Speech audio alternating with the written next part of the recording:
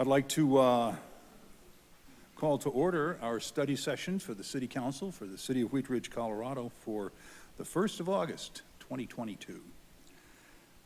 We have two agenda items on our study session. The first one is Colorado Communities for Climate Action Update, and our second item is the Lutheran Legacy Campus Urban Renewal Plan Formation. So those are pretty interesting things, and we've got some great speakers here with us tonight. And so I want to start, as we typically do, our meetings with an opportunity for the public to join us and speak on either of these items. So if you are here and would like to speak on either of these agenda items, now is the time to do it. I don't have anyone signed up to speak, but if you are here at City Hall and would like to speak, you may come to the podium now.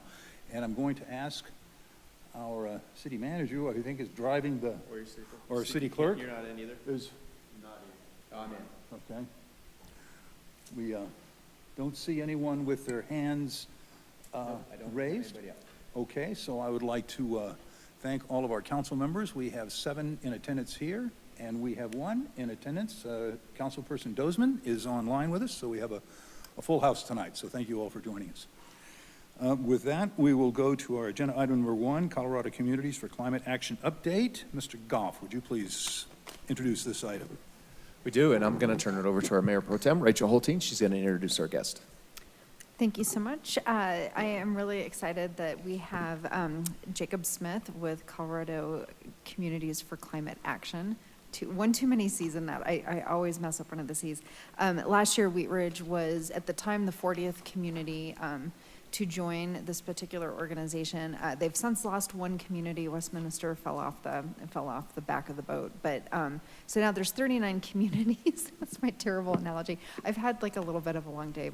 I might be a little bit off center tonight. But when Wheat Ridge became a participant member of CC4CA, we became one of many voices across the state working together on a single policy platform to try and make sure at the state level, Colorado is addressing its climate crises through legislation and different regulatory environments. So I'm fortunate that I get to work with CC4CA through my other job as well as through this position.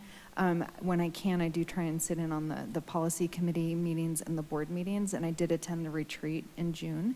And I think our participation in this really elevates Wheat Ridge's voice to be much bigger than we can be as a standalone community. So I thought it might be a benefit for all of us to hear a little bit more about the successes and the endeavors that CC4CA has taken on in the last year and some of the things that they're thinking about in the year ahead. And it's a good opportunity for us to maybe get up to speed on some of the things that are happening at the state level that are impacting our planet. So with that, I'm grateful, Jacob, for you to join us tonight to give us the update and field any questions or kudos. Well, thank you. Thank you, Mayor. Thank you, Council. Happy to be here. And I'll just, am I getting picked up enough by the mic? We hope so. Okay. We think so. About that. It's on, yeah. Okay. Okay. Well, I will, I figured I would run through, I've got some slides. I'll just give an update. I'll start with just a little bit of background for those of you who might not remember all the gory details of the coalition and how it works, and then talk about the legislative session and particularly some of the highlights there. And I'll talk a little bit about some of the other policy wins we've been able to pull off over the last year, and then a little bit about what's ahead, our best guess, and some of the specific proceedings that we know are coming up. Happy to answer questions at any point during or wait till the end, whatever is more comfortable, easier for you all. And with luck, excellent. Okay, so CC4CA, well, Mayor Pro Tem Holteen already told you half of what I would have said. The work, the policy advocacy work, which is that top bullet, that's really the core of what we do. Fundamentally, we amplify and leverage the voices and the impact that local elected officials and local governments have in these venues like the legislature, because local elected officials, local governments carry disproportionate weight. The legislators themselves care a lot what you all say and think, because they know that you're closer to the constituents that they also represent. So you just carry this extra weight. And the same thing happens in the regulatory bodies and with the governor, and even the federal delegation is the same. So fundamentally, what we do is make sure that local elected and local government voices are amplified in the right ways at the right times to help win some of these really key climate policy successes. And I mentioned the legislature, that's one of the big venues that we work in. We do a lot of work at the regulatory bodies like the PUC, the Air Quality Control Commission, and we do not as much federally, but we do federal, and because there have been more opportunities over the past year or so, we've been doing more there. So the federal side is really where there's opportunities to get stuff done. We will invest resources there, and where it's not, we don't want to waste anybody's time or our limited resources, which is really largely the dues that all of our members pay by working on efforts that aren't likely to produce anything. And then there's a few other items there. Those are we do less of those things, but they're meaningful and important, and our members usually find them valuable, the workshops, the briefings, the trainings, things like that. I mention that partly because if there's ever something that you all wish that we would provide some kind of a briefing on or a training on that might be related to how the legislature works or any of these other advocacy venues, please let us know, and we're happy to try and make something like that happen. And the members, you all have that list in your packet, so I won't dwell on this, but it is the list that Mayor Pro Tem mentioned. This is just from the retreat. It's a photo of, we had not 100%, but pretty high percentage of the member jurisdictions there, which is fantastic, particularly after this several years of trying to figure out how to do this by Zoom. The organization it's a really simple organizational structure. The board of directors is every jurisdiction, every member has a seat on the board, and every jurisdiction's seat is the same regardless of how large you are, whether you're a county or a muni or your budget or anything else. And we're super flexible about how even that works. So every jurisdiction has to have at least a board representative, but then you can also have an alternate. You can have multiple alternates. Some jurisdictions, it's elected officials who serve in all those roles. Some of them mix it up. It really depends on the jurisdiction and the bandwidth and the staffing and whatever works best for you. So on our end, we're really flexible. We accommodate. I don't think we've ever been asked to accommodate something we couldn't figure out how to do. So the board really is the representation of the entire coalition.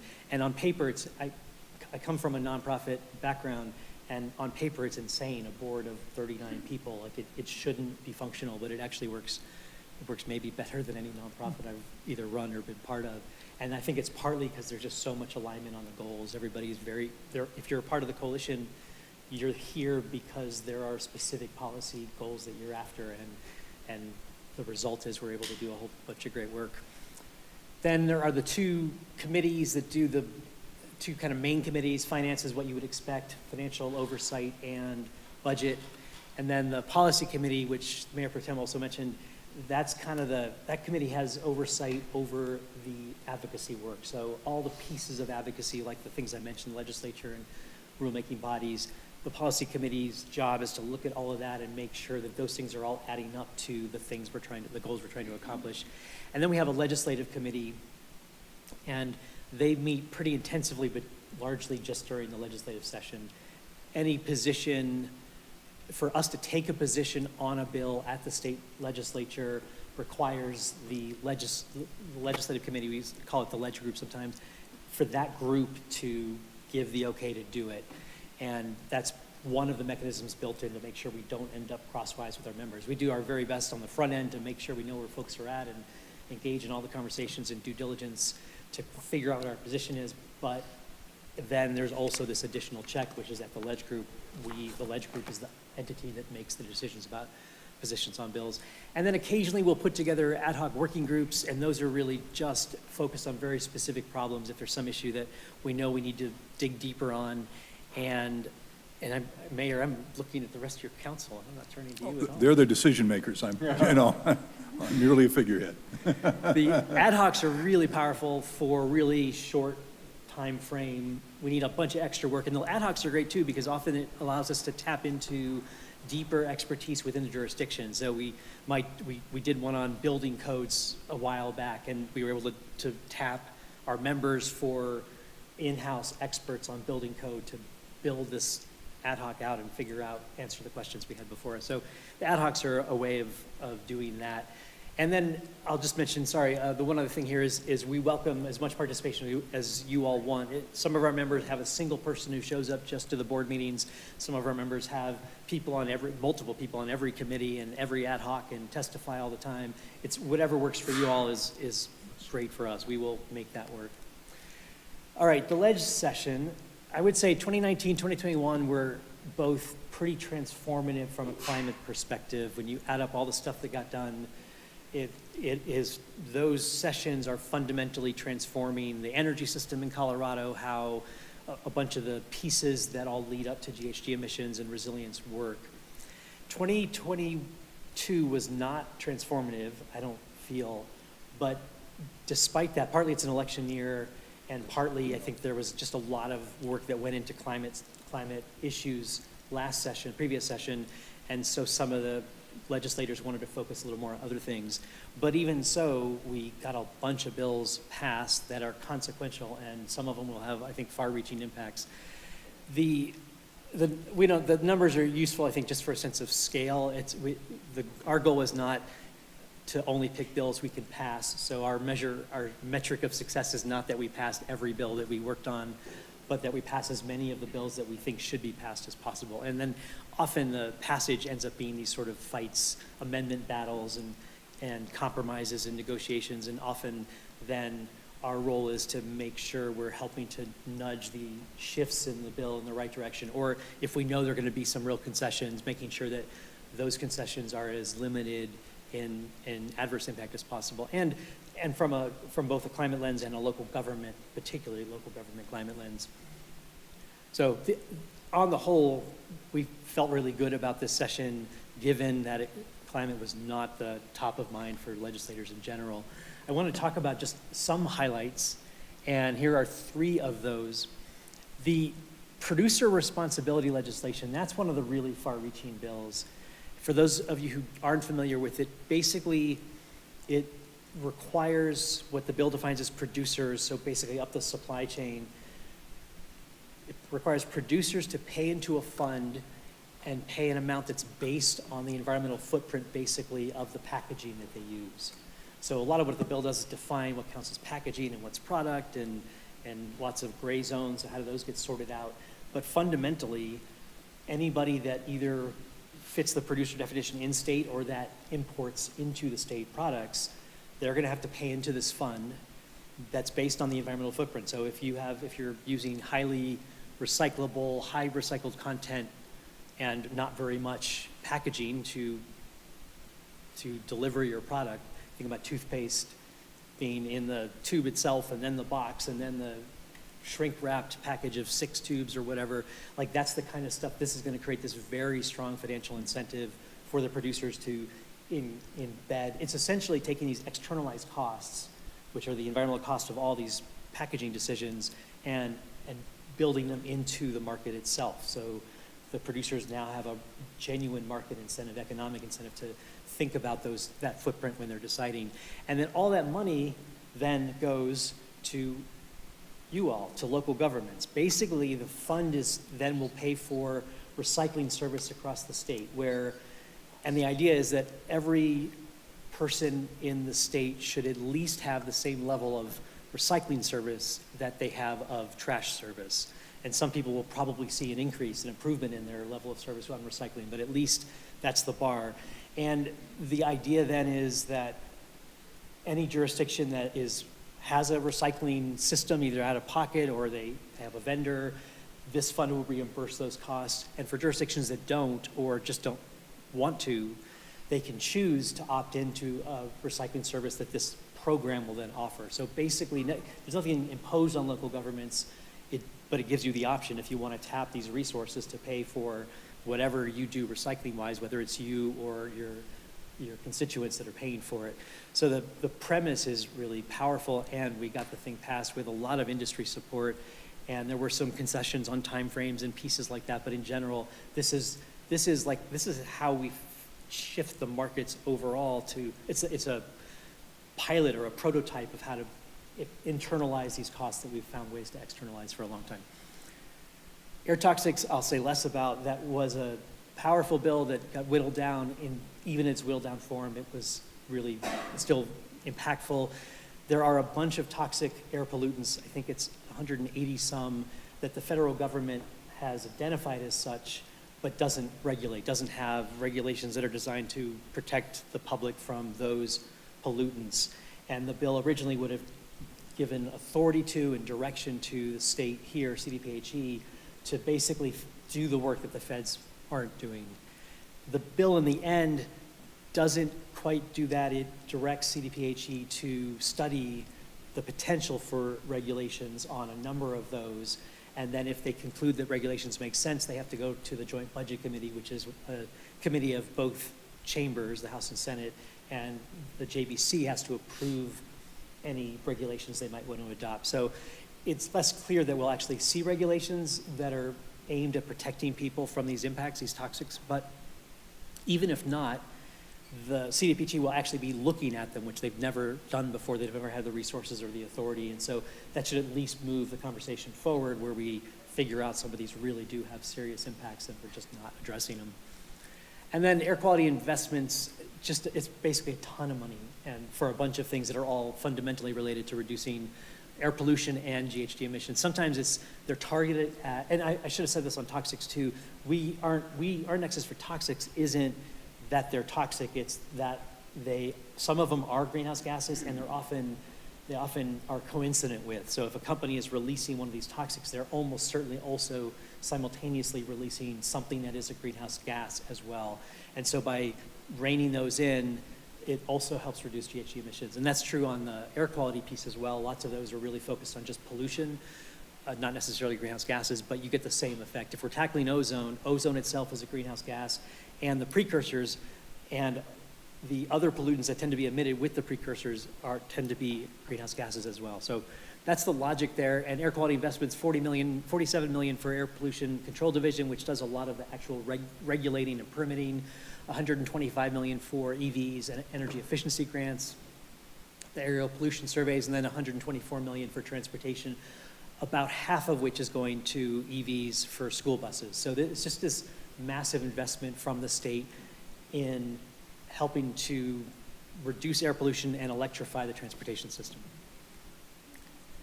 And then three others that were all six of these that I'm flagging are ones that we've invested a lot of effort in. They were high priorities for us, and we feel like in the end they were substantial wins. The building code one, you all may remember a couple of years ago, legislature passed a bill that set a floor on building code. It basically said every jurisdiction that has a building code, or on energy code, every jurisdiction that has a building code has to adopt the energy code at I forget what year it was. So it's basically a floor. If you have a building code, then you have to have this minimum energy code piece built in. And this is just raising that floor. So it says by 2023, every jurisdiction that has a building code needs to be at the 2021 IECC. And then by 2026, the state's going to develop kind of a similar thing that deal with the other things mentioned there, the carbon code, low energy, and then electric and solar ready. So those things don't kick in until 2026, and they're going to do this big stakeholder process and lots of opportunity for lots of impacted or interested constituencies to be part of developing those.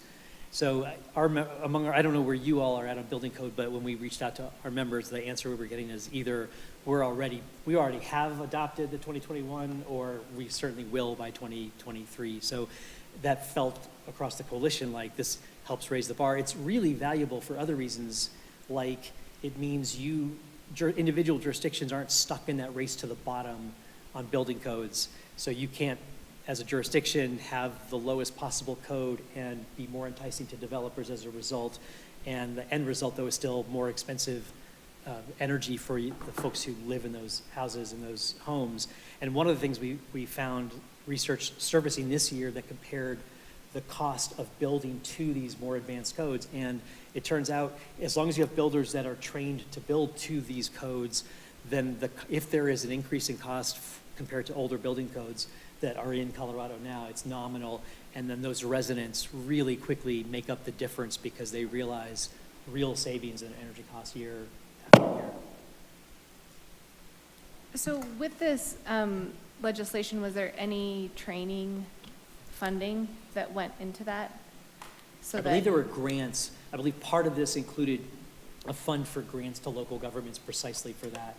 And by doing it across the board like that, that also helps on the training piece because it means that the entire home building and contractor community, they're all going to be upskilling at the same time to those codes. So it just helps.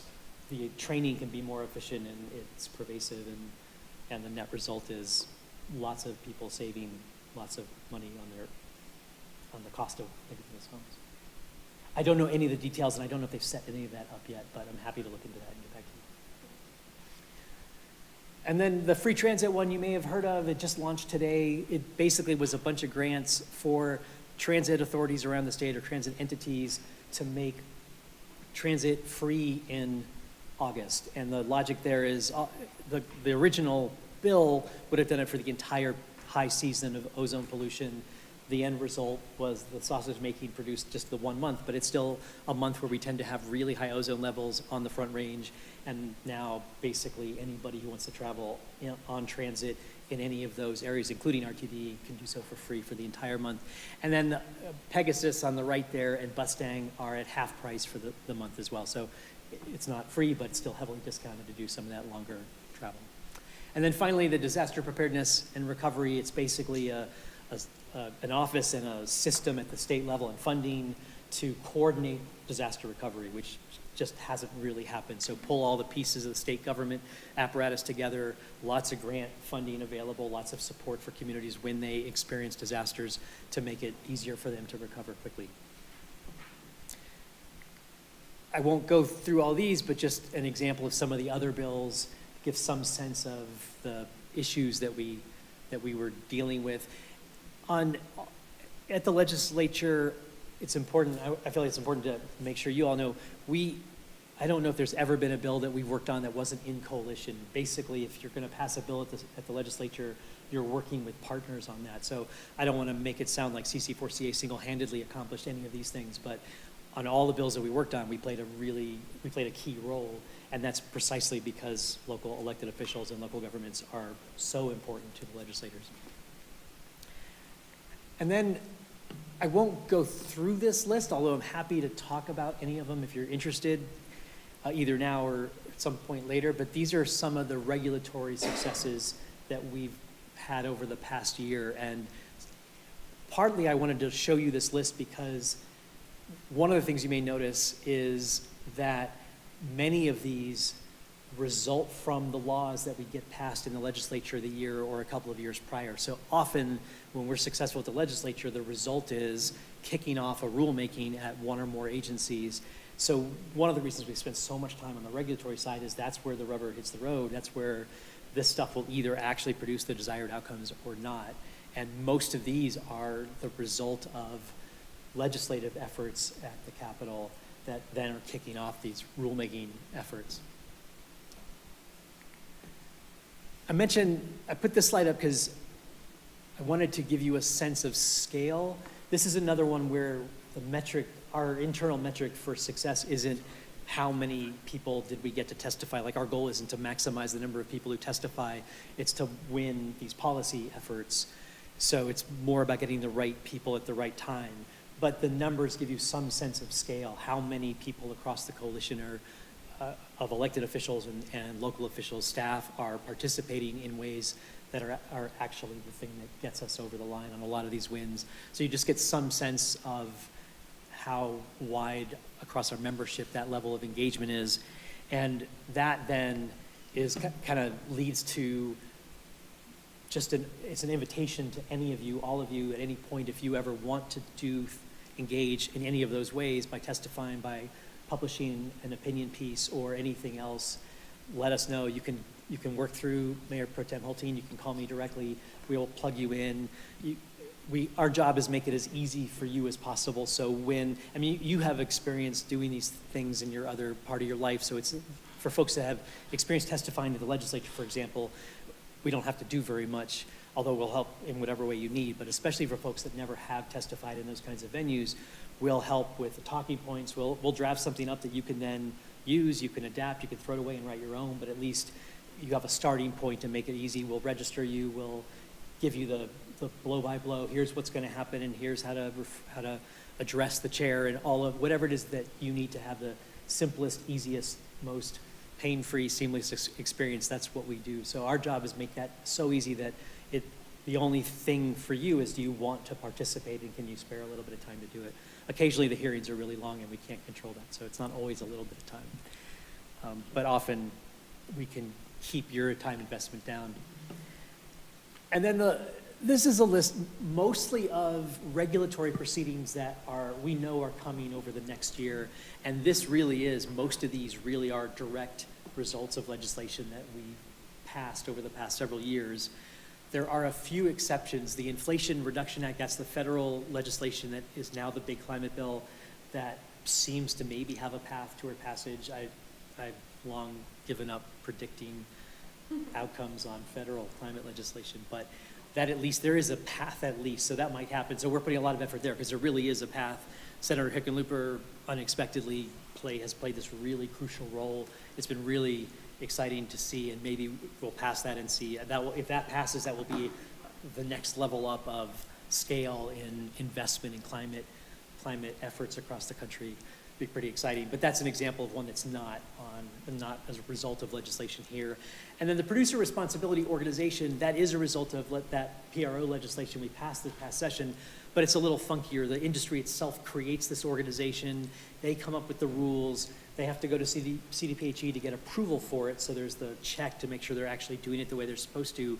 But that was part of the compromise that made this thing work, is industry gets to actually run the process and decide how they're gonna implement it. And then there'll be this advisory board that has representation from a much broader set of constituencies. So that thing is gonna get ramped up over the next year. And then at the bottom, the implementing, we were calling it the IIJA, but nobody knew what that was. So now folks are calling it the Bipartisan Infrastructure Law, which is the bill. I take no credit or responsibility for those acronyms, but this is the one that Congress passed last in the fall, and this is a huge amount of money that's already starting to flow.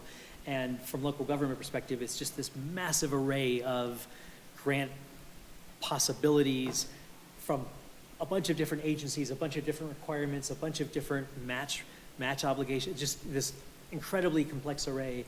And most local governments don't have the capacity or resources or expertise to go figure out what they might qualify for. So we've been putting a lot of effort with some of our allies again to curate what those opportunities are, and we'll start find good resources and we've already started doing this, and then we've been ramping that up as the understanding of what's out there has been growing. So that's an example it's not regulatory, but it is implementation. We want this money to get out into Colorado communities to help good work on the ground. And then we'll have the legislative session again come January. I think that's all. So, there was one other slide I meant to include. I'll just draw your attention to it. It's in the packet. It is attachment 3, and just the first 2 pages. That's a list of what we call our 3 to 5 year goals, and those are like the real operational goals. We have the long-term vision stuff, but this is the stuff that really drives our advocacy. So I just wanted to draw your attention to those. That was a huge process with the board last fall. Lots of opinions, as you might imagine, about the best way to establish goals, but we came up with something that everybody was comfortable with. And when the policy committee sits down to think about what are we going to do and how do these pieces fit together, these goals are the very specific things that they're orienting that work around. I will stop, and I'm happy to answer any questions. Thank you. Thank you. Good, Or also welcome, if you guys have things that we need to know, if you're encountering barriers, state policy level barriers that we could work on, if you see opportunities at the state level for us to do things that help you do your climate work or just help from a greenhouse gas perspective here, I'd welcome any of that as well. Great. Councilor Noslerback? Thanks. I just had a question about the, just in the legislative previews that you gave. So the Office of Preparedness, is that through the governor's office, or is that through is it through a specific state agency? I'm not sure. I will Okay. look that up and get back to you. Because then the Resiliency Office is through Department of Local Affairs, right? Yeah, I think that preparedness office might be through the Department of Public Safety, but I'm not So through like, yeah, the, 100%. DHS, Let me yeah, find out okay. and I will okay. confirm that. Thanks, you. just because that's helpful for us to know where we go for some of that funding that probably comes through those different offices. And then I think I had, and then I just wanted to make another just point to kind of double down on how easy it is to participate in this process. You know, you can participate over Zoom in any of the state legislative hearings, and it is a little inconsistent as to, like, they'll give you a time frame that it could happen between 10 a.m. and 10 p.m. sometimes. But if you can be available on Zoom, you don't necessarily have to go down to the Capitol. And the state legislators, so many of the bills were really rushed through in the last few minutes of legislative session. And so a lot of the local community voices weren't able to be heard. And so if you can and have the time and that interests you, it's a really easy way to participate and make sure that people are hearing what's going on in Wheat Ridge. And thank you, Jacob. Counselor Hulteen. Thank you, Mr. Mayor, and thank you, Jacob, for that. I mean, I've been tracking this, and even that, impresses me with all the work that's been done, just the participation that we've had through you and just what's happening at the state level. I do have a question for you. So I now am receiving the CC4CA emails, and there's oftentimes a lot of really good information in there, as well as sometimes timely calls to action for us to reach out to legislatures. Can anyone on council sign up to get those emails, or are those really for people who are participating in, like, the board and policy committees? And I didn't ask if I should be. Oh, you can go ahead. Okay. We're not, Yeah.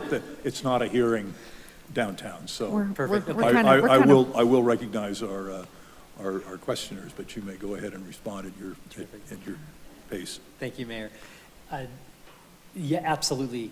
So we call it the roundup. It's roughly every other week, and that's where it's information about all the calls to action, stuff that's already happened, like here are the outcomes we've pulled off or that we witnessed. Here's news about climate science. Here's some new research on climate science that might be relevant to local officials. So it's all of that stuff, and more than welcome. It's basically anybody that's associated with one of the member jurisdictions, which is all of you, are welcome to sign up for that. Just let me know, or let Anita know, and we'll add you. great. So I would encourage my peers, if you are interested in staying informed on a timely way and also being notified of opportunities for your voice to be heard, please take note of Jacob's email address and let him know you'd like to be on that distribution list. It is probably the best way I stay informed. Really appreciate it a lot. And I just want to make mention of a couple of things here. CC4CA, because it represents, what is it, like a quarter of the state's population? Yeah. When representatives from CC4CA speak, there's really a lot of heft with that. So we really are able to speak with a strong unified voice that gets attention. And something that I hadn't really thought much about until tonight, weirdly enough, is CC4CA really does involve its member jurisdictions in all of these conversations, in its policy setting, in how it's taking actions. And one of the great benefits that comes out of that is that by the time something's up there on their list of accomplishments and it starts coming back to the local jurisdictions through regulatory implementation, we oftentimes have city council study sessions looking at changes that the legislature has made. We're actually building capacity through our participation and informing that in the first place. So just the process of being a member participant actually serves us when it comes back to this table. So I really appreciate that. And at the board retreat, CC4CA really spent the bulk of the time looking at its equity practices. and is embarking on trying to, work on integrating more equity in how it's informing its priorities and how it's executing them. And I was just so impressed with the thoughtfulness and engagement. And it's a great group to be a part of. So I've appreciated it a lot, and I really encourage you guys to get as involved as you feel comfortable. And lastly, I just want to thank you because you set up meetings with our representatives. Val and I, Councilmember Nassler Beck and I were on a call in which Representative Duran did not show up, but we still talked to her legislative aide. And so CC4CA is good at helping our voices be heard by our representatives. So I really appreciate you guys organizing that. So thanks for all your work. Thank you for all of that. And I'll just add one other little thing. In addition to the roundup, you can sign up for that. Also, alternatively, or in addition, just let me know if there's an issue that you particularly want to engage on.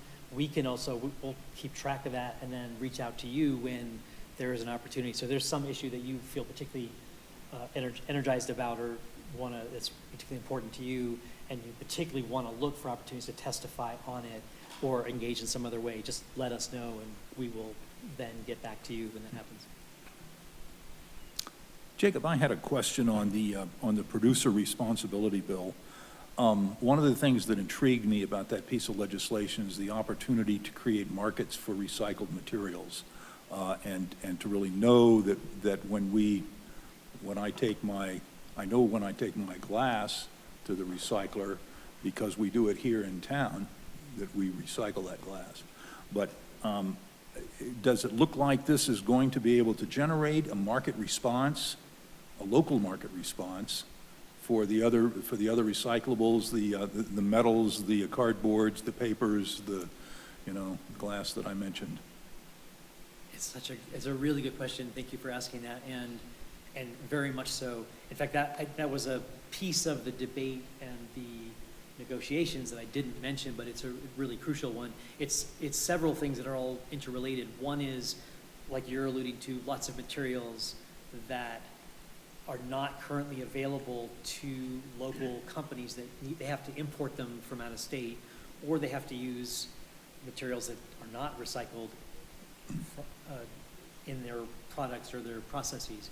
So this creates a supply side, like hard to source often materials that Colorado companies can now use.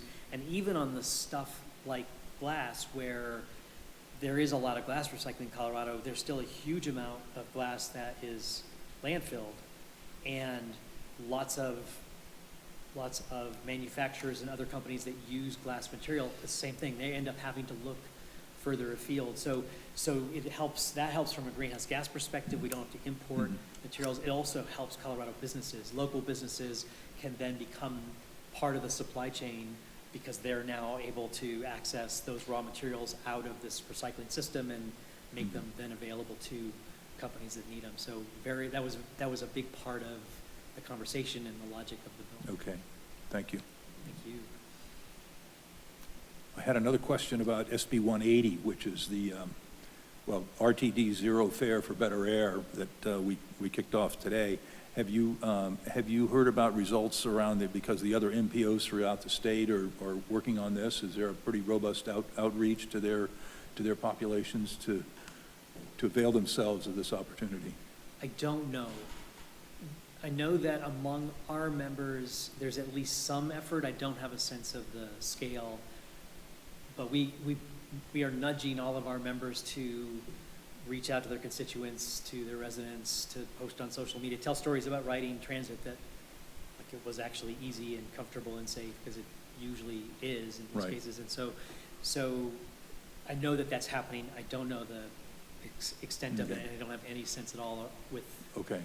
areas that are not part of our members. I mean, it looks like that, your members are sort of up in the Roaring Fork and the Northern Front Range and some of the other more rural communities. Yep. So I was hoping that they'd be able to get that.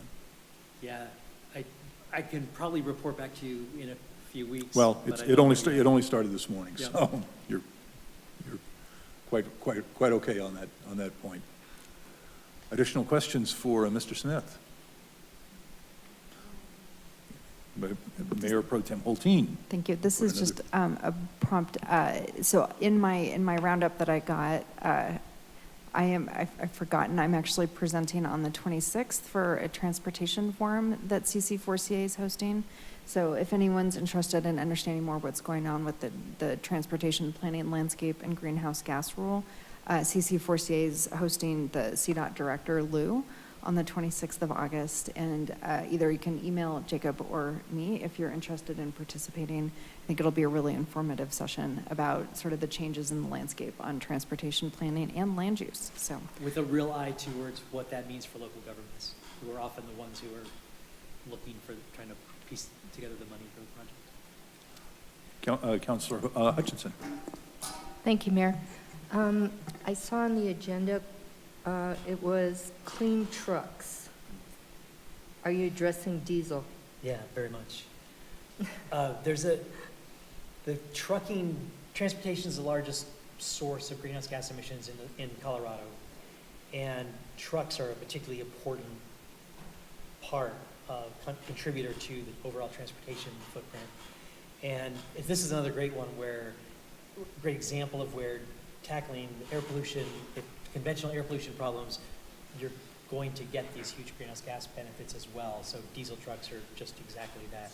So the Clean Trucks work has a bunch of components. The state has a Clean Trucks strategy, and it's pretty good. A lot of the state strategies are pretty good. The question is implementation.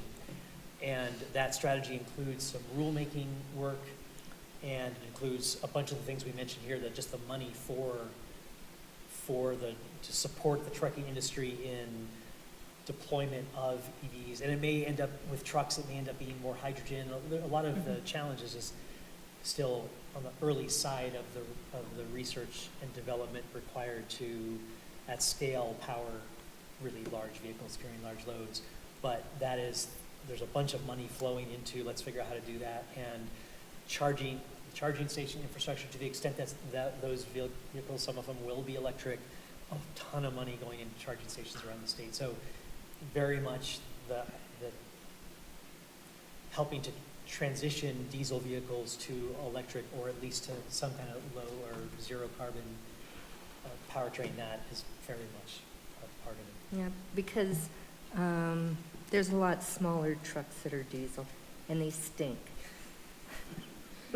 Well, and on the smaller vehicles, the EV piece is probably going to pick up a lot of that also, because we're seeing, a lot of the delivery trucks now are increasingly electric. So even like the Amazon size, and the postal service is purchasing a huge number of vehicles of the size they use that are electric. So I think that smaller size vehicle, smaller size truck, that market is going to be way ahead of the large trucks. Yeah. That's already starting to happen, and all of these investments are going to help get us there. Thank you. Yeah, thank you. Yeah. Thank you. Any additional questions for Mr. Smith? Well, Jacob, thank you very much for joining us tonight. We really appreciate the work that you do, and appreciate your coming and reporting on us, and good luck on cleaning up our air, water, land, and the other things that we have out there. So, Thank you, Mayor. I really appreciate it. Thank you all for having me. Please reach out anytime. okay. Thank you so much. Sorry to interject. I think my raised hand was missed. I just had a quick question. So sorry. This is a great overview as far as legislative successes and goals that would like to be met. Are there any metrics that you're using, and do you have a timeline of when you plan to come back to council to discuss direct impact and successes from these policies? Yeah, I'm not sure where the camera is. I don't know where to look, but There's one right up there. All right. That's probably the best one. So, yes, very much. A lot of the metrics are shorter term, like we look at the session and map out what do we think we can get done, and then hustle there and try to get the bills passed, and then we're heavily engaged in implementation. And so those kinds of outcomes we're tracking, they're kind of shorter time frame, and we're tracking them all the time. The bigger ones are those 3 to 5 year goals that I mentioned, and those are in your packet. Attachment 3, the first couple of pages just list those goals. And those are the longer term, and those are the numbers we're targeting. So those are things like percentage of waste diversion that we divert in Colorado. And they're not always easy to measure, but they're measurable things. And they aren't measurable. You can't really detect those changes on a short time frame.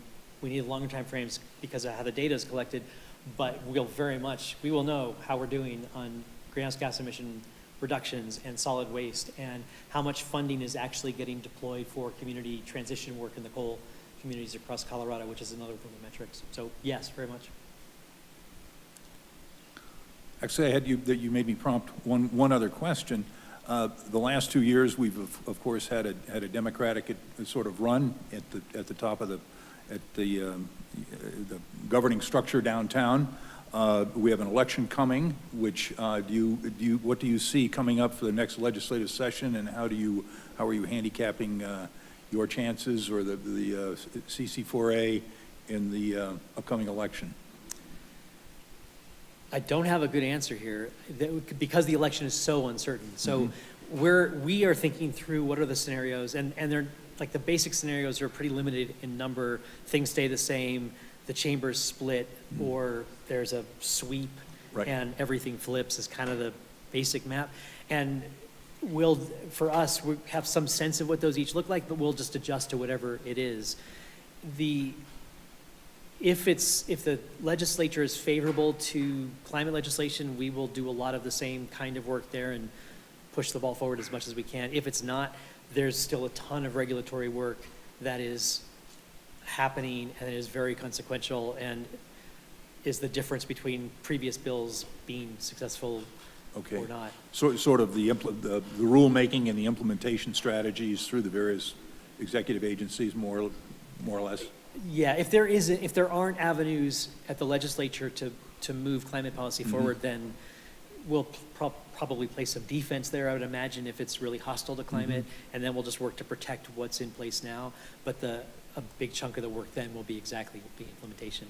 It's basically when we can move things forward to the legislature, we will, and when we can't because the politics aren't there, then we'll focus on areas where we can actually make meaningful change.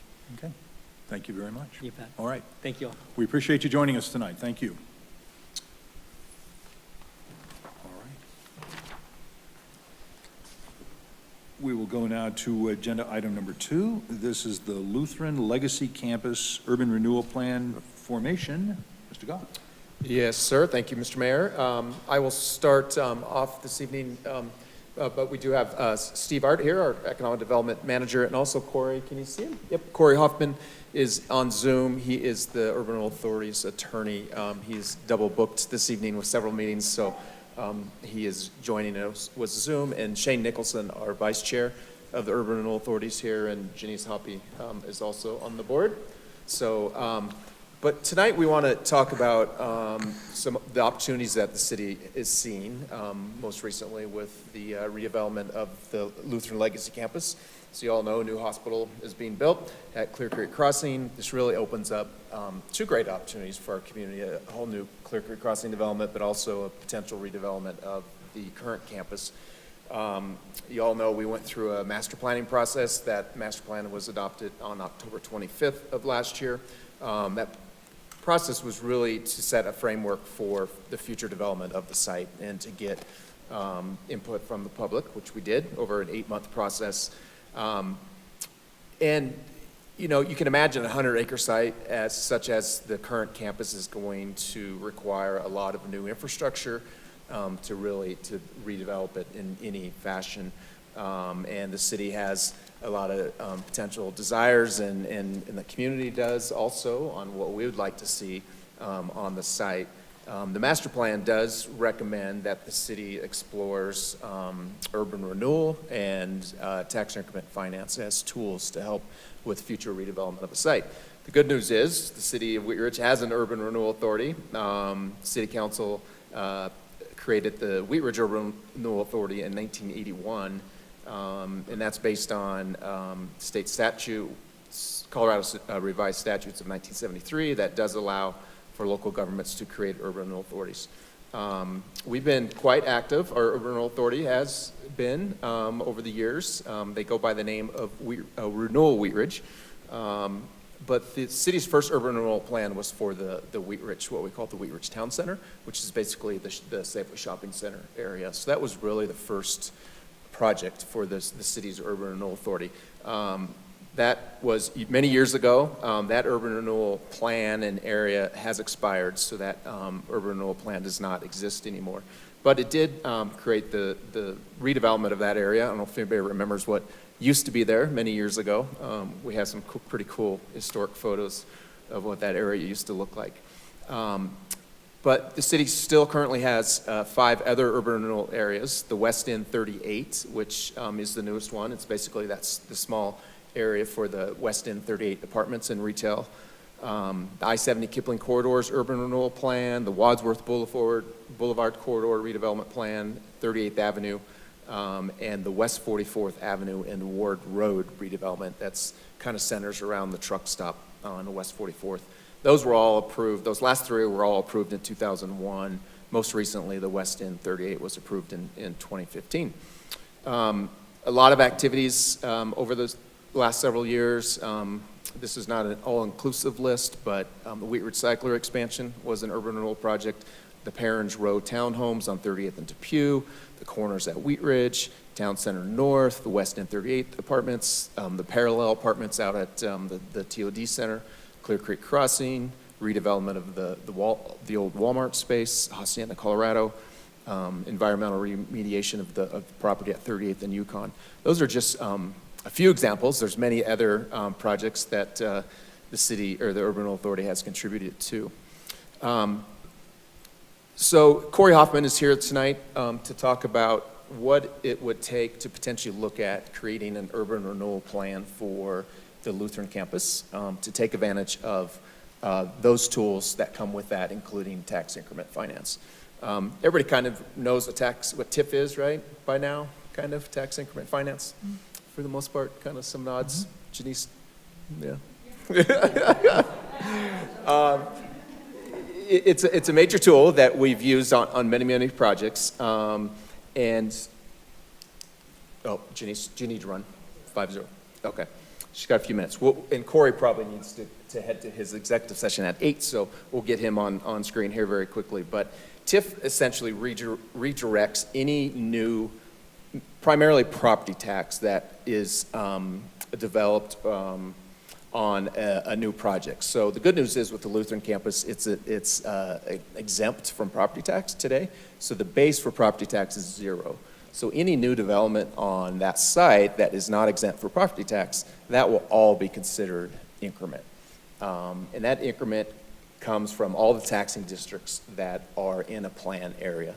So primarily the county, Jefferson County, the school district, and any special districts, fire districts, water, sewer districts, anybody that assesses a mill levy, and the city, of course.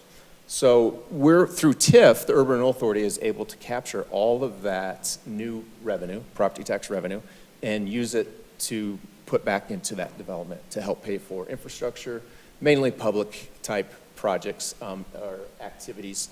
So it's a great tool, and this 100-acre potential redevelopment of the Lutheran campus potentially could generate a lot of money, which would give the city and the Urban Renewal Authority some leverage with the developer to get something that we want there, because we could provide a lot of resources, a lot of funding to help pay for a lot of the infrastructure that's going to be needed for that project. So that's really my introduction. There are some significant implications of creating a new urban renewal plan in the area in the city, and that's because of some state legislation, 1348, several years ago, which we've avoided to date. But if we create a new urban renewal plan area or make any significant modifications to one of our current plan areas, we have to meet certain requirements of House Bill 1348, which was passed in 2015. I will let Steve or Corey go through that, and Corey can talk about kind of what the legal requirements are for creating a new urban renewal area and plan. And I will just stop there since we're kind of short on time. But Corey, do you want to start from there? Certainly. Good evening, Mr. Mayor, members of council. I'm Corey Hoffman. I'm the attorney for the Wheatridge Urban Renewal Authority, or Renewal Wheatridge. I've represented Renewal Wheatridge since 2005. when I had hair. I think I'm going to focus more than anything else on what's different now than it was pre-January 1st, 2016, because the city of Wheat Ridge has not considered an amendment to an existing urban renewal plan or a new urban renewal plan since the 2015 adoption of the West End 38 plan. And in large part, it's because adopting an urban renewal plan has become much more difficult. First and foremost, though, it is the city council's job as a matter of policy to adopt an urban renewal plan. And then the job of the Urban Renewal Authority is to implement the city's plan. So this decision about whether or not to consider adopting a plan in this area or any other area is a job solely for the city council as a matter of policy. And effective January 1st, 2016, there's a second pretty significant policy issue anytime the city council is looking at amending an existing plan or adopting a new plan area. And that is that it will expand the Urban Renewal Authority to, it's currently has 7 members. And if a new plan is adopted or an existing plan is amended, it will go to 10 or 11 people. Mandatorily, there are 3 additional seats. The first is a seat of Jefferson County that the county commissioners appoint, and that individual may or may not be a member of the commission itself, but it is a member appointed by the county commissioners. The second member is a member of the school board, and it has to be an elected official of the school board. And then the third member is one special district representative, and the special districts that impose a mill levy select from among themselves who that member is. And then because that creates a 10-member board, the statute allows the city to appoint an additional member to continue to have an odd member. But what that means, practically speaking, is that those additional members are part of the Urban Renewal Authority for every purpose.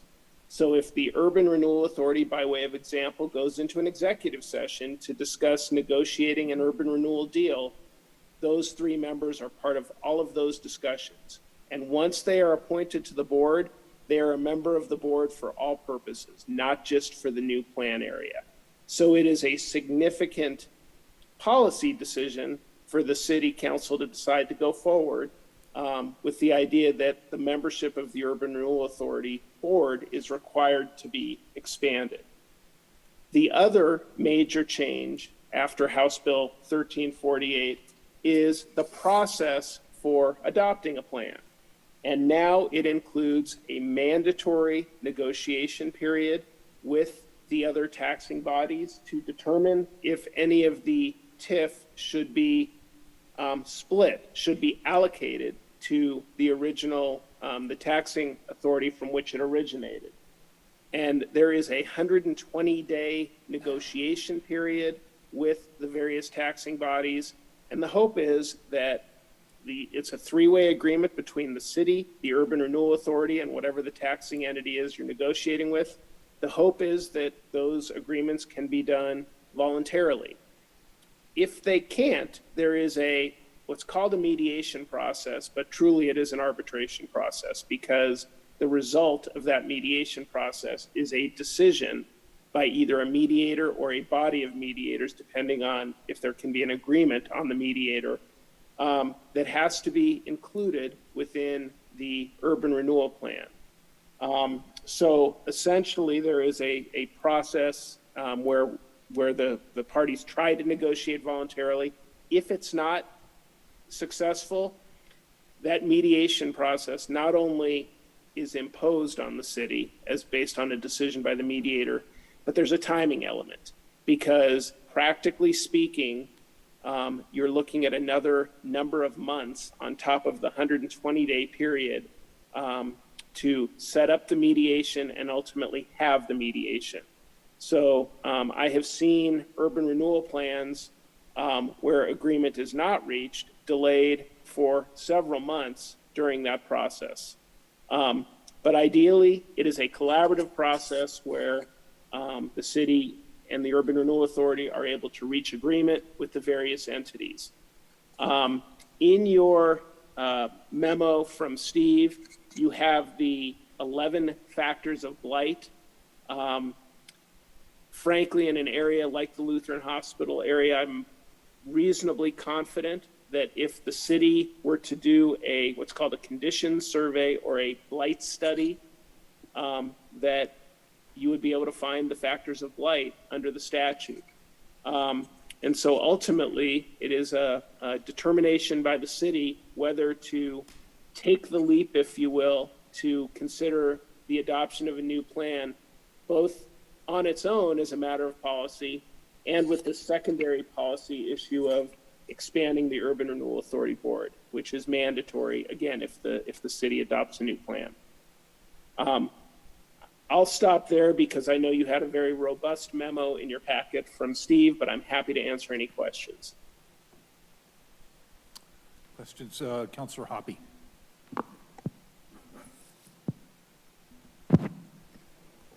Thank you, Mr. Mayor. And thank you for that, Corey. Corey, can you just expand a little bit about the taxing entities? So that would be the negotiation piece. It would be that would be where the school district and like the fire district, like where we would have to go into negotiations with them as far as how much of their tax that we would be taking, and in terms of just remember that there's pretty much a zero there currently, and it will generate a significant amount of money, but it's also going to generate a significant amount of need for services like from fire, from the school district and stuff like that. So can you just explain that just a little bit more? Certainly. So the allocation of TIF is supposed to be based on the following factors: the nature of the project, the nature and relative size of the revenue and benefits that are expected to accrue to the municipality and other taxing entities as a result of the project, any legal limitations on the use of those revenues, and any capital or operating costs that are expected to result from the project. But really, that is code for impact of the project on the other taxing entities.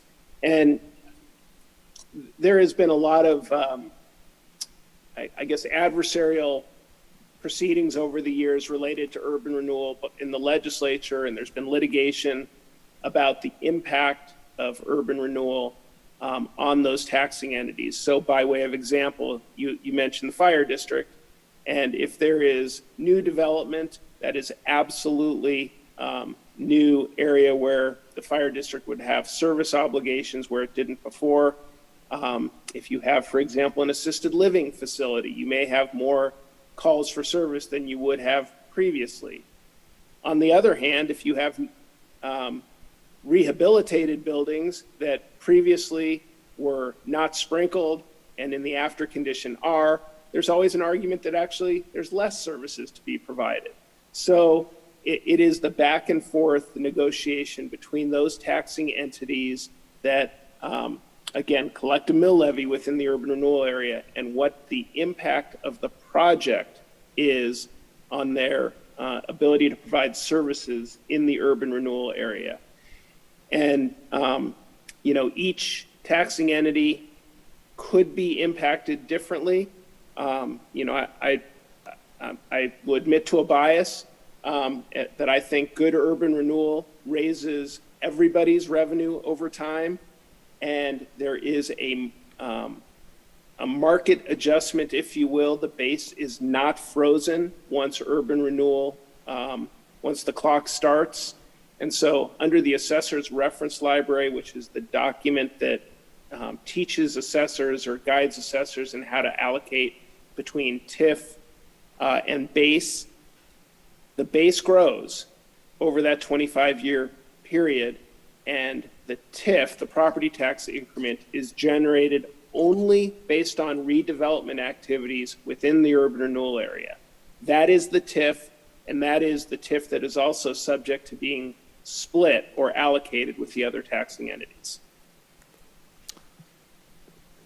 Mr. Mayor, if I could add to that real quick too. Yeah, so just so council's aware, we do have the authority has a standing agreement with West Metro Fire District to share 50% of what their increment would normally have been on a project.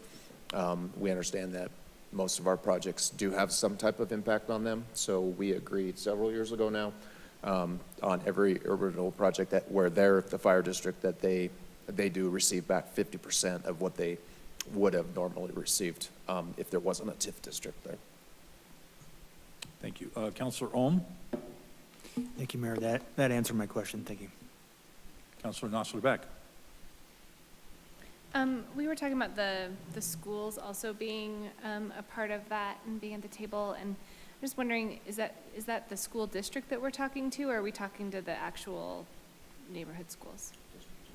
It is the school district. So it is the taxing entity that imposes the mill levy, and then the representative on the Urban Renewal Authority Board has to be a member, an elected member of the school board.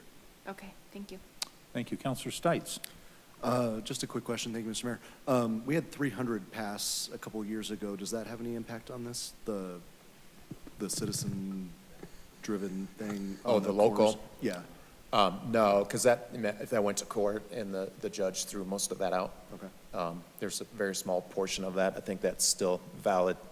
We have to have a public hearing, I believe, on any future tax TIF agreements, but the rest of it was found to be invalid. Okay. Thank you. Mayor Pro Tem Holteen? Thank you, Mr. Mayor.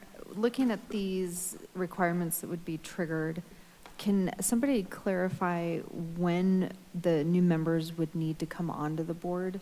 Do they come on when the plan has been pretty much baked and needs to be adopted? Like, at what point are they required to join the board? That is a great question, and the short answer is no later than when the new plan is adopted. So when you say when, do they have to be on the board when when council adopts the plan? I mean, No, it seems like if- there's a timing needle that gets threaded there. If council adopts the new plan, then the new board members would be seated thereafter. Okay, So if the plan is not adopted, then there's never the addition of the new board members. okay, great, thank you. Corey, just to kind of follow up on the, and I'm sorry, I see you there. Are there term limits for the new members? That is a great question. Terms under the urban renewal law are 5-year terms, and that was not modified by the legislation. However, you have to be an elected official. So if, for example, a member of the school board is no longer on the school board, they are no longer eligible to serve. So while it says 5-year terms, practically speaking, those 5-year terms have limited applicability to those 3 other positions because they have to qualify. And is there a veto on those members? No, sir. Okay?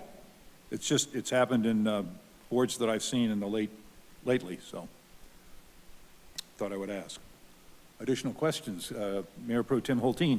Thank you. Just a clarification on Mayor Starker's question and your answer, Corey. So if a school board member gets appointed and then their term expires and they're not reelected, then that position sunsets, or does the board appoint somebody else then to fill that position? I'm getting a lot Great of- question. yeah. No, the school board would then be required to appoint someone who is a current member of the school board to that position. Okay, thank you. Councilor Hoppy? Thanks, Mr. Mayor. Yeah, one thing I just want to clarify is that, and just make sure it's really understood, is that if we do this is a door we walk through, we don't go back through it. Those new members will be a part of our renewal Wheat Ridge. And yes, they will be a part of all of our projects. So when we're looking at projects like the Gold Shopping Center, which is one of our better-looking projects that wasn't on the list, but, or when we're looking at things like the new patio for C+, right? They get to vote on all of those things too. So it's just something to keep in mind, but also keeping in mind that, you know, there's probably going to be some environmental removal stuff that needs to happen over at the Lutheran campus. There's going to be infrastructure that's probably going to need to happen over there, and you know, those things cost money. There's things we want to happen over there, like we would like, you know, we did a resolution in support of saving the Blue House and the chapel. Well, you know, that takes some negotiations and some potential, you know, money to be able to negotiate if we can keep that or not. There's, you know, so that's, you know, it's a big decision. I would say that I support it because I feel like our Renewal Wheat Ridge Board currently, while they're all members of the city of Wheat Ridge, right? Yeah, yeah. They're all members of the city of Wheat Ridge. We all have a pretty aligned vision with, you know, how we should be spending our monies in the community. I don't feel like 3 new people that are from outside of our community is going to really kind of shake that. And then we'd have another seat to add another person from our community on that too. So just some things to think about. Thank you. Additional questions from council? Councilor Dozeman. Thank you, Mr. Mayor. So inevitably, if we were talking about an urban renewal plan that wasn't necessarily the Lutheran Legacy campus, we would have to undergo adding new members, correct? Yes, ma'am. Okay. So I would say that I think the benefits of forming an urban renewal plan area for the Legacy campus outweigh the implications. And to Councilmember Hoppy's point, I think you spoke very articulately about how we have a really strong community presence already on urban renewal, and adding 3 members from outside Wheat Ridge, but not necessarily our community, can't really shake that core. And I really like the idea of adding 1 more member to have an odd board and have that be another community member. Thank you. Councilor Hoppy. Thank you, Mr. Mayor. Well, and one thing, this is a little bit of putting the cart before the horse, but, you know, once we do walk through this door, if we find other areas in our community that we would like to work an urban renewal on, you know, then we can start through that process. We're not starting from scratch. We can start with that process, and, you know, we'll already have all of the, all the pieces in play. Shane, do you want to say anything about how, kind of the temperature of how you think Renewal Wheat Ridge is feeling about it? Well, I mean, the most important thing is that we serve at the will of council. And I guess that's really why we're here. But I don't feel threatened by this at all. In fact, I think there's a lot of opportunity here to bring in more people to the table with understanding. I think we learned a lot when we made the arrangements that we did with West Metro. And I think that was a really positive thing for the community as a whole. We went out and worked with everybody to solve it. So, yeah. Thank you, Mr. Mayor. Yeah. I think one of the advantages of getting consensus, why we're coming to you so early in this process, is it allows us times to negotiate with those other taxing entities. Many other communities decide they want to form a renewal plan because of an activity, a development that wants to happen right then. And they're pretty rushed into going into negotiations with these other tax entities. We decided we wanted to come to you early. Lutheran is not going to move out of that hospital until 2024, so the minimum it's going to be 2025 before anything is done on that piece of property. That gives us a few years to enter into those negotiations and do it right. Let me ask a question. Three of these areas were entitled in 2001, so that's 21 years. That's, you know, about through a 25-year cycle. We did not start the clock on those until January 1st, 2016, so they all go till 2040. Okay. While we formed them in that year, we didn't start the clock until prior to 1348 passing. Okay, so those three are, that was 2040, and what about the other two? All of them will be 2040, They're all 2040. all 2040. That makes it really easy to take a note Yes, on that. That'll it be is on the easier for us, exam. too. So. Other comments or questions? Mayor Pro Tem Holteen? Thank you. When, should we walk through the store, do we need to modify any of our documents or policy to reflect the addition of the additional positions? Is there, is it in our charter or is it in our code where we mandate the makeup of the Urban Renewal Board? It is actually in your code. It is section 24-24, and so yes, that would need to be modified. Okay, so it's not a charter modification. That was the bigger question. Okay, great, thank you. Additional questions? Counselor Nosler-Beck? This is just a comment. I was on Urban Renewal before I was on council, and it's really great to see you, Shane. And I just was part of the conversations that we had in the West Metro piece and more voices at the table. And I really think having our schools at the table too on this will be really important. And so I'm in full support of this. Terrific. And thanks, Steve. If we don't have any more questions, council is seeking consensus and direction from council whether to authorize Urban Renewal Wheat Ridge, or Renewal Wheat Ridge, to begin the process of creating a new urban renewal area and plan for Lutheran Legacy Campus. Do we have, let's show of hands for support for that? Looks like we have unanimous consent to move forward in that direction. Does that answer kind of the Yep. questions that's that what you were looking for? Terrific. Thank you so much. Thanks, Steve, for joining us tonight. Thanks. Steve, Shane, yep. Thank you, Corey, for being here. Thank you. Good night. Okay. That will conclude item number 2. We will now go to staff reports. Mr. Goff. Just a couple quick items.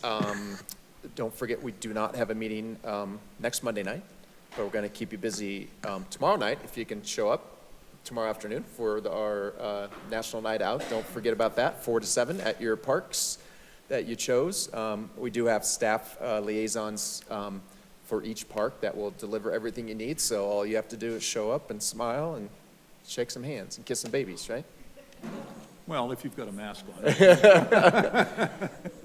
And then August 15th, we're going to keep you really busy the next Monday, so we sent out another email this evening with a survey we're asking you to fill out on affordable housing. So some really intriguing, great questions in there that we want your feedback on by next Monday, the 8th. So if you can check that out, it's about a 10 to 15-minute survey. You should have got that email this afternoon. I'm sorry, not on the 8th. The survey, we're asking for the survey to be done by the 8th, then we have the meeting on the 15th, starting at 3:30 or 3:30? We're having a workshop from 3:30 to 5:30 here upstairs, and then dinner, and then down here we'll have our study session all about affordable housing. So it should be a fun evening. Last thing, I just want to inform council, I think you're all aware of current situation with staffing and cost of living and salaries and prices going up left and right. We are, as part of the 2023 budget process, we are doing a market analysis of all of our positions to make sure that we're competitive. Unfortunately, we thought we did a pretty good job last year of catching up, and I think we're behind already in certain areas. So we, as a lot of cities are doing, we're going to do a mid-year adjustment to some of our salaries, and a lot of cities are looking at that. Just we're going to call, we don't typically do a cost of living increase anymore. We do market analysis and market adjustments. We're going to call this one a cost of living increase to catch some employees up with the cost of living. We're going to focus the largest percentage on our lowest wage earners. So 7% for our lowest 3 grades, going up to 1% for our highest grades. The department directors and myself are exempt. We will not see anything. It's going to be about a $215,000 impact this year. We have the money in the budget We're going to do that, and we're hoping that's going to help with some of the cost of living that everybody's struggling with these days. And it's also going to help us with the impact that we're going to potentially see for the 2023 budget. It's going to get us that much further, so we can take a little bit of a bite of the apple now this year, and that will reduce how much we need to do next year. So just want to make sure everybody's aware of that. We're hoping to that'll start August 1st. Actually, it won't. The increase won't happen until the check on the 14th or 15th of August. So any questions about that? So thanks. That's all I got. Okay. We will go to elected officials' reports. I'll, let's see, turn around and start with our clerk, Kirkpatrick. Anything tonight? Thank you, Mr. Mayor. I am only simply the first person who has had an opportunity to acknowledge that Council Member Valerie Nosler Beck was recently honored as one of, I'm sure I'm going to blow this name, one of the most 25 influential young women in the state of Colorado. Did I get it close, Val? All right. Yeah. And it's an amazing accomplishment. It reflects well on the council and the city, and I just wanted to give you a round of applause. All right. That's all I have, Mr. Mayor. Thank you. Thank you. I had a question on that. Where are you in the photo?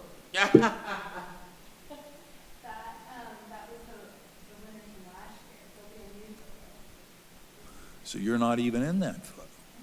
I tried to pinch that thing as big as I could. All right. Well, congratulations. Okay, we will go to elected officials' reports. Raise your hand, Mr. Stites. Thank you, Mr. Mayor. Let's see, this past Saturday, District 3 had Art on the Farm again, and so that was a good showing, I believe. And then I got to spend Saturday playing bunco just up the street here with a bunch of Wheat Ridge residents, raising money for breast cancer with the Terry Neve Foundation. So that's something that Personal Achievement Martial Arts and we support every year, so that was really awesome. And then Ms. Weaver and I are looking forward to seeing everybody at Discovery Park tomorrow for some fun face painting, and we're gonna have we're gonna have a lot of fun. The judges will be around. Awesome competition. Okay, Councilor Hulteen. I am happy to declare District 2's Neighbor Night Out will actually be the greatest. We have the only bouncy castle. We have piñatas, and we have the AT-ATs giving bike rides in the back of the pedicab. So we hope everyone will stop by Randall Park between 4 and 7. Like everywhere, we will have pizza and yummies, but and Councilor Ohm gets all the credit for the bouncy castle. So so we hope to see you there. A couple of things. So earlier there were questions about zero fare kickoff. I was excited. I took the 44 bus for free to work this morning, and it was delightful. And I hope everybody has a chance. I'd like to challenge my peers to take the bus three to 5 times this month if you wouldn't normally, and take it fun places you wouldn't normally think of taking it. It's really fantastic, and it makes a difference in our air quality. To your question, Mr. Mayor, there actually are a lot of coordinated efforts with CASTA, and if you want to, I'd be happy to talk to you offline on some of those outreach efforts, but there's a lot of outreach, and when I got on the bus this morning, the fare box was wrapped and it said zero fare, and so everyone was happy. The little blue box over it? Yep, had a little blue box over it, Okay. so nobody had to drop a dime. Was ridership up? Yeah, I actually took it a little bit later. I'm used to taking it at 8 when it is kind of a commuter, and I managed to not go into work until I was working, but I didn't go into the office until the noon bus. And I would say there were probably like 10 or 11 people on it, which for the middle of the day is pretty busy for the 44. So, yeah. So ride the trains, ride the bus. You can even go to DIA for free this month. I am going to do my periodic complaining about dogs off leash. It is still a problem. There are so many in my neighborhood. I walk my dog late at night, and I walked her at 11 o'clock last night, and a dog came running up to us while I was bending over to fix the neighbor's sprinkler head that was out of alignment. And so just please, everybody, dogs on leash, it's the law, and it's a good idea. And then the other thing, I spoke with Patrick about this, but I'm going to put in a formal request for the city to do some safety improvements around the Clear Creek Trail, where it comes in front of the Indian restaurant there, the Yak and Yeti. It's a really heavily used regional trail, and there's a lot of conflict between cars and bikes, and I think there's some simple things that can be done to improve safety there. So I've got my eye on that, because everyone's out riding these days. So that's all I got. Thank you. Okay. Counselor Weaver. Just to piggyback on Counselor Hulteen, apparently I did not know that Counselor Hulteen was fixing people's sprinklers at night, but you're welcome to come over to the farm and do that.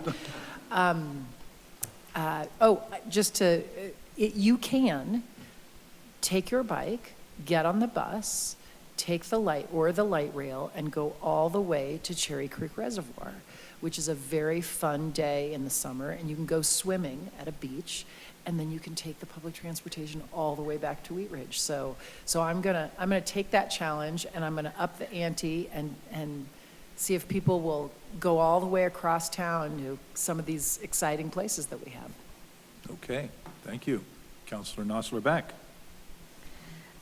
I wanted to just take a quick moment and congratulate and thank all of the volunteers and all of the really great swimmers with the Wheat Ridge Piranhas. They just had their big summer season, and their coach, Sarah Cochran, has left. She's not going to be the coach anymore, but she's a real, she's been a real important person in my young kids' lives, and just a great asset to the community. And I think as we're talking about the affordable housing conversation, I know we've talked quite a bit about, workforce housing and keeping people here.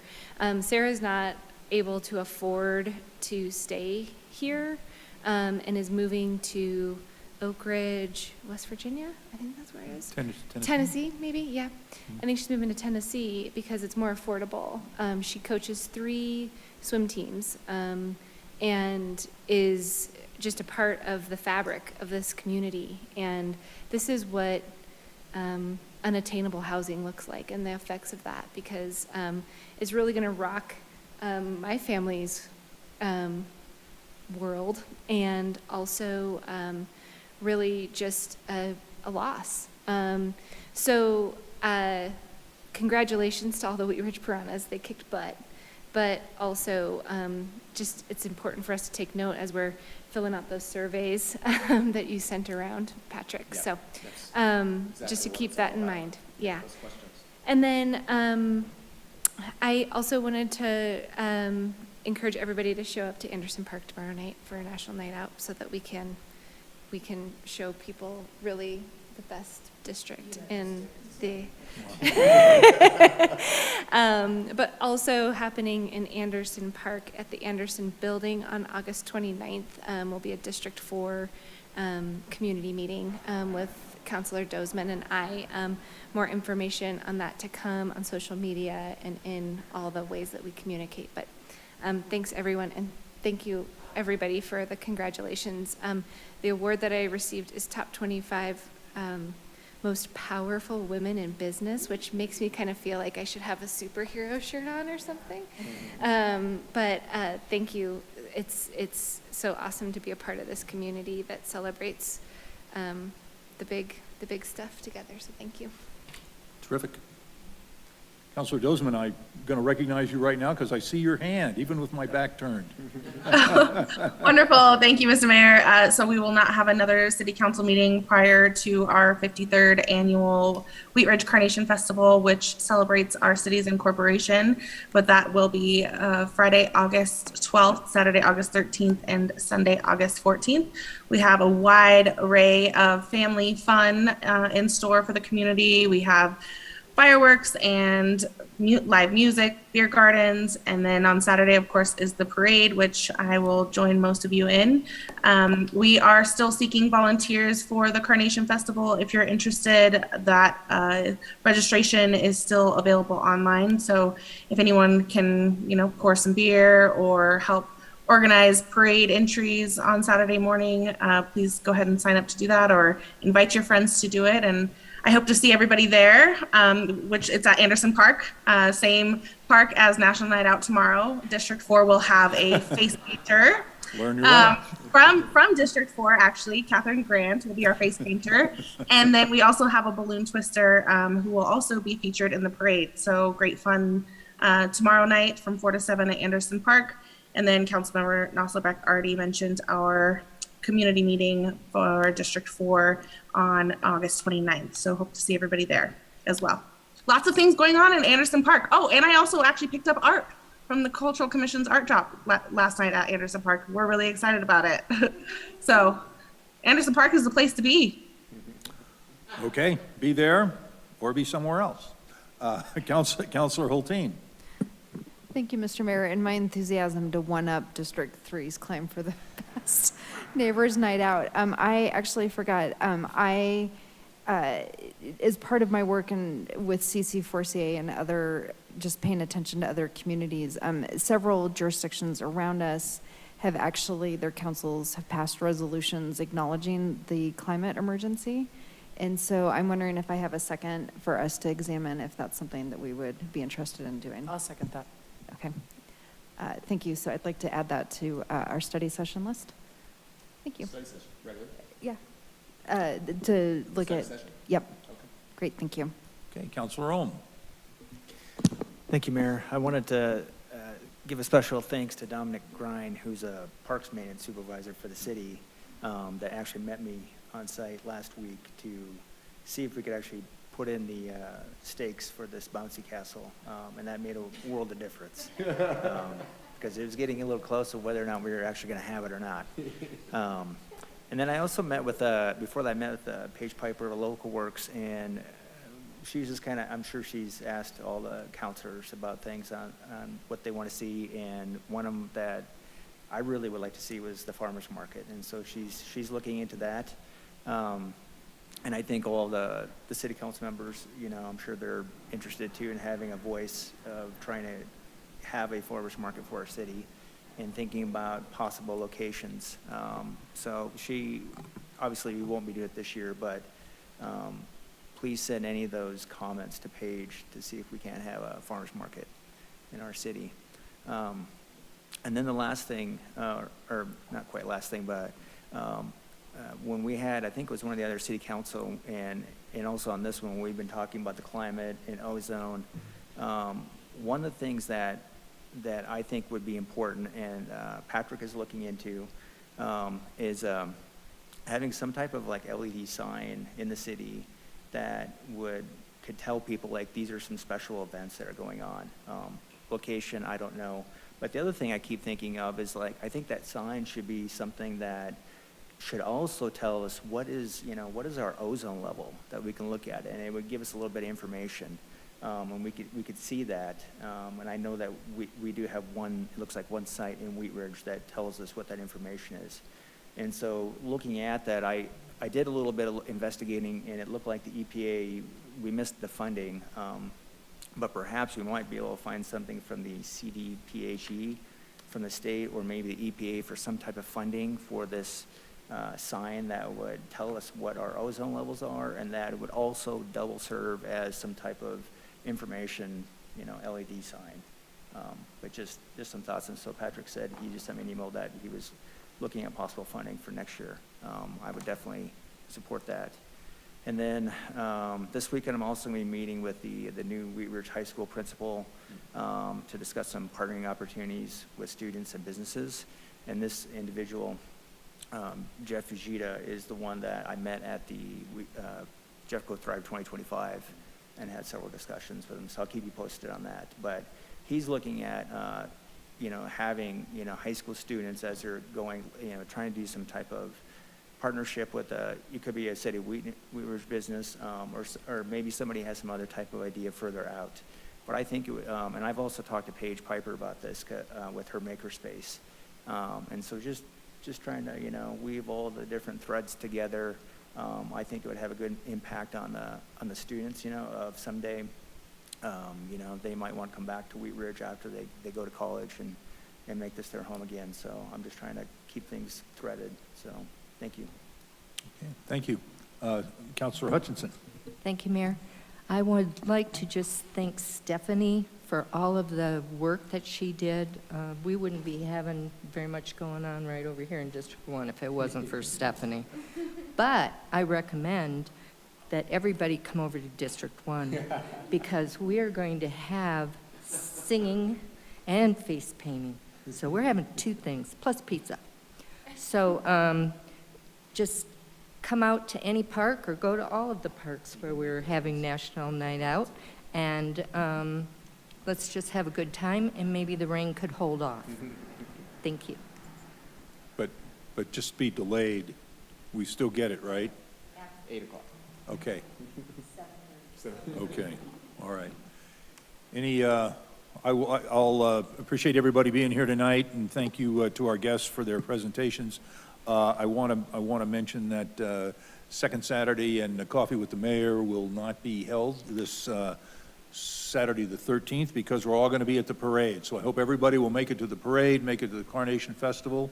We've got great stuff going on around our little town, best town in Colorado. So if there's no more business to come before the council, we will stand adjourned, and we will not be in session next week, but we will be back here the week following. So, good night, travel safely in our city.